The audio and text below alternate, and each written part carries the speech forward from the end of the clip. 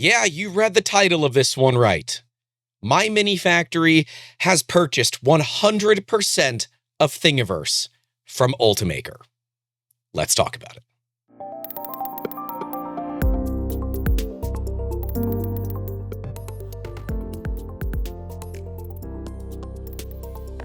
Thingiverse is one of the first 3D file repositories that is still around to this day. And while it has had its fair share of bumps and bruises along the way where we showed one, they are hopefully going to get a brand new light shined on them from the folks over at MyMiniFactory. If you don't know Thingiverse, it's a great platform, but it's kind of felt like it's been falling behind in the past few years. Sites like Printables, Fangs, and even MakerWorld have brought on a lot of new invigoration to this community. Thingiverse, they've just quietly sat on the side and said, we don't really want a part of that. I think MyMiniFactory says, nah, sorry, time to change that. And they add it to their growing portfolio of companies, including Umagine and the Soul-Crafted Slicer under this umbrella of MyMiniFactory. And I could sit here and talk all day about exactly why I think this is awesome, but we actually got a chance to talk with Rees from MyMiniFactory and ask him some difficult questions. Some big news, right? Yeah, a little bit. I was expecting the partnership of Stratasys and Ultimaker to be kind of, that would be the driving force of pushing Thingiverse forward, but they didn't seem to touch it. MyMiniFactory, all of a sudden, it's like, oh, well, they actually have a vested interest in moving Thingiverse forward. Exactly. And it probably does seem quite sudden, but this has been brewing for a very long time. And MyMiniFactory's been around for 13 years and have had degrees of relationships with all parts of 3D printing for a long time. So you've kind of hit the nail on the head a little bit there. Is like we identified that there's like a real opportunity here to take this platform, this community, and really help it realize its full potential, which it maybe did during its heyday, but has been underserved for maybe quite a while. For us to take control of it was a kind of like platform, community-centric positioning, rather than this is a nice add-on for hardware or another part of the business. Really to focus on the core business model being the platform and community itself. We think we're in a pretty good position to do that as a kind of group of companies that have now done this before, right? Even when I got into the 3D printing space, Thingiverse had been around for like 4 or 5 years already, right? 2008. I mean, it's almost a 20-year-old platform, which is like ancient in digital terms. Yeah, well, because it was for laser cutting, right? It was always a place to share laser cutting models. I don't think Thingiverse was ever expected to do 3D models, and now it's kind of the exact opposite, where no one really expects it for laser cutting, but it does a lot of 3D instead. It's got such an amazing legacy and heritage, and is a household name in the 3D printing space. And I think, you're right. Like this isn't in reinventing the wheel. This is restoring it and kind of rebuilding it, so that it like serves a community in the way that it was always designed to, in like a kind of an open, community-driven platform where people are able to share the things that they're making and that interest them. A big project for us is going to be understanding what the needs are of the kind of like sub-communities within it, right? Someone who's just focused on improving and enhancing their 3D printing to the max is different for someone who only prints toys for their kids, and they're going to have different needs. Right. So that is a challenge, whereas MyMiniFactory, there's kind of smaller niches, but predominantly it's like one kind of umbrella community around like tabletop gaming. Yeah. The incoming CEO of... Hi. He was actually with me at MyMiniFactory all those years ago, so both of us kind of looped back around to get involved again. So yeah, small world. It's great to see that it's not just new blood, but it's old blood coming back, and it's people that have maintained a active role in this community. Yeah, we hope so. And I think Romain and I both have done our time outside of the 3D printing industry. A lot of that to like have kids and build a life, but it's like been very attractive to come back and get back involved, with the kind of like historical knowledge that we do have and enthusiasm for what can be done here, right? Hopefully that's like testament to where we want to take this. It's not just some private equity firm taking over to kind of chop it up for parts. It's like we're heavily invested in building Thingiverse, whatever, 2.0, 3.0, whatever that kind of next iteration looks like, drawing on all the knowledge and expertise that we've gained from working so closely on MyMiniFactory. So I've been like a subscriber or member with Thingiverse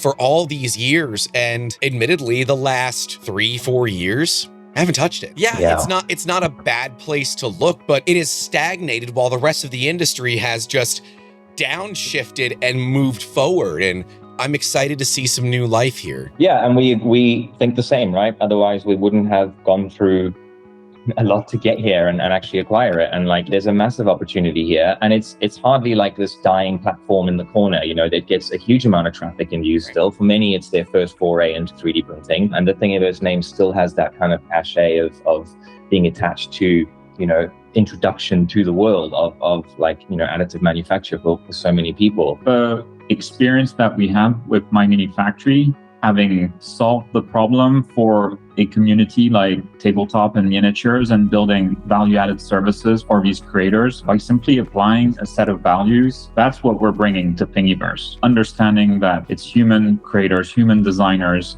who are on the platform, understanding who they are, what are those sub-communities on Thingiverse that are there today, and by talking to them, really having, again, that human approach to the problem, right? One thing is the numbers, but then it's the conversations that we have with people. Then we'll know what we're supposed to be building. We're not telling you, hey, this is what Thingiverse is going to become. You might see this feature or that feature. We don't know at the end of the day. We'll only know by talking to people. So we've got a big AMA on the 17th, Tuesday next week. That's a big part also of the communication. One touch point for designers and creators and members of the community to get in touch and tell us what we think. Where should we be going? It's, might be messy, but we're going to be here and we're going to listen. And then only then will we have a roadmap, and will we know what are the features that we're building, and we'll know exactly what we're supposed to be building. We're not going to be guessing. So that's a big part of what we're bringing from the MyMiniFactory side, from being experts on the content side, not a 3D printer manufacturer who happens to have a 3D printable platform on the side. But really, this is our core. This is what we do: digital content, 3D printable files, and designers. That's what we really focus on. A successful next few months is when we have this clear roadmap and we know exactly what we're building, and Thingiverse starts to transform with these new features and functionalities into a platform where these creators and these sub-communities can have sustainable businesses, sustainable profiles, sustainable companies, and they can grow their content and the sharing of content on the platform. I like that you all are approaching this with, we want this to go to the right hands, and we believe that we are the right hands for it to go into, but we want your all's opinion on the direction. We have an idea, but if we move in a completely different direction than what you all as the community want, you're going to continue to abandon it. So why don't we work together? Hence this AMA that you all are setting up. And I think that is really, really awesome. I do. Yeah, and I mean, it's similar to the last time we spoke about the merchants initiative on MyMiniFactory, right? We said, like, we don't know exactly what this audience wants. We're going to build it in the open. And we created that Discord. We have regular dialogue. We're getting constant feedback. Obviously, this is going to be a similar but massively scaled up undertaking. But it's that same kind of approach, right? It's like, how do we open a dialogue? How do we understand what people want? And then how do we build the platform that they need? And then everyone kind of benefits as a result. That's like what's worked so far.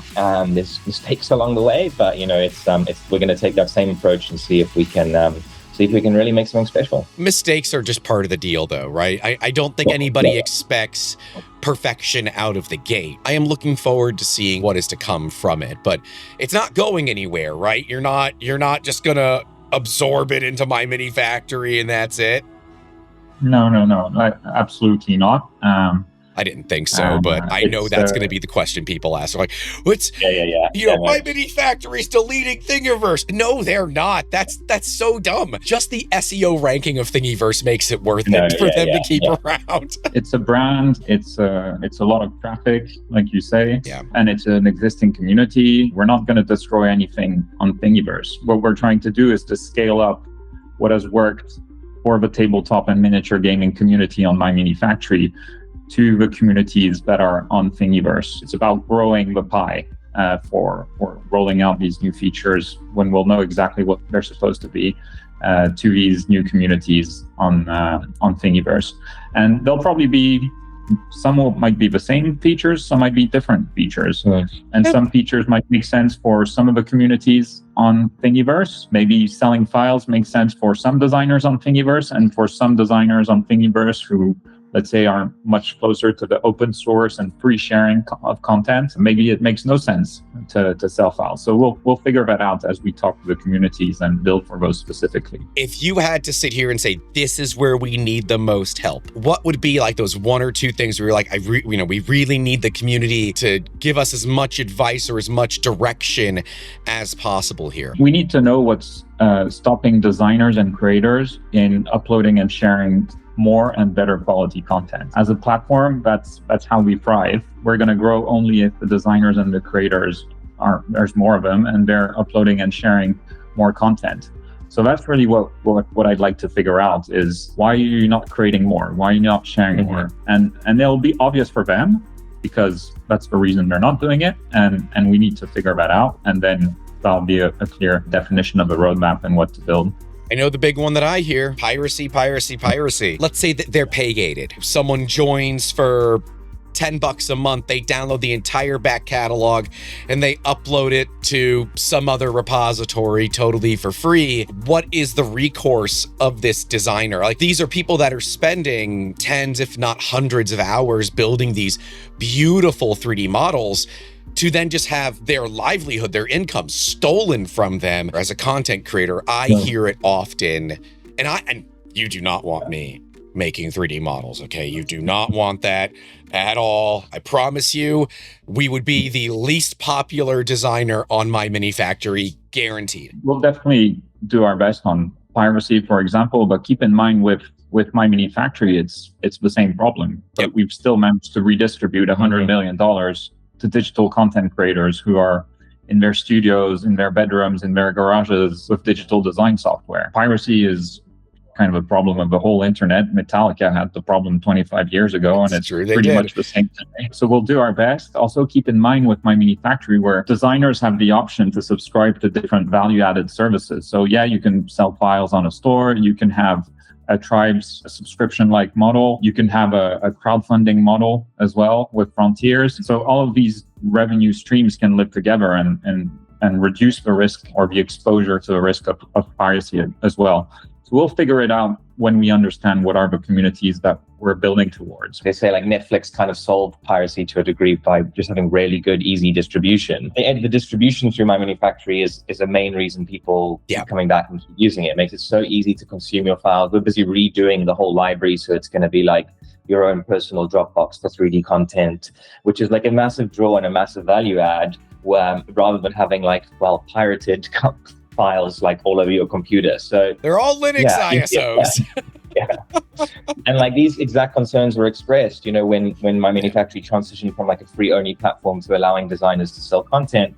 But it's a small portion of the internet that does this, and they've still managed to build like thriving businesses, even though you do have the occasional bad actor downloading and sharing content that should be behind a paywall. So it's a concern for sure, but it's like it hasn't stopped these designers from thriving and developing full businesses around the model, thankfully. What excites you guys the most about this acquisition? Personally, it's the challenge in turning this around because of what Thingiverse represents. There's a certain responsibility to make it work. If we get it right, if we execute on the playbook and with the experience that we have on the MyMiniFactory side, that's how I'll measure the success of how we turn Thingiverse around. Is there new life? Is there new blood? Are the communities excited to upload or share? Are we seeing the quality of the content go up? Having been in MyMiniFactory now for almost a year and just seeing what a close-knit community or pockets of community are. And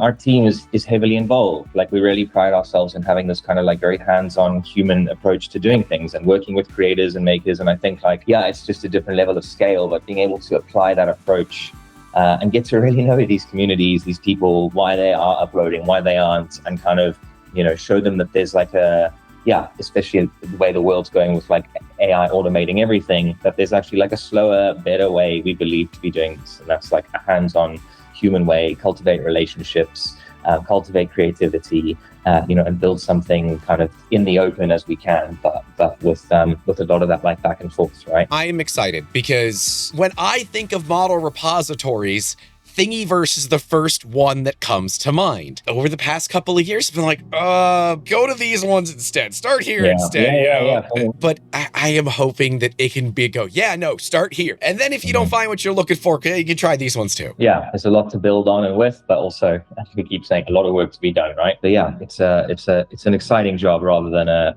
kind of like daunting and depressing one. I think for me, at least, the TLDR of that entire conversation was, this is freaking awesome. I am very excited. And to me, Thingiverse just came back in the ring and said, I didn't hear no bell. And they got their dukes up and they're ready to go to war.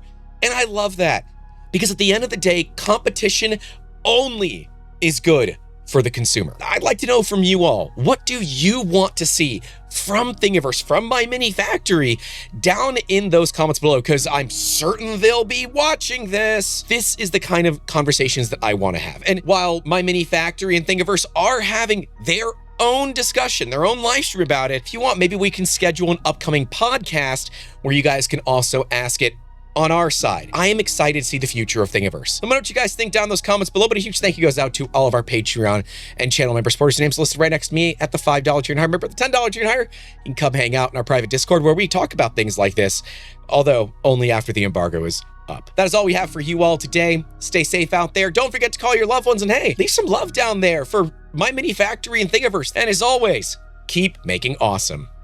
Have a good one.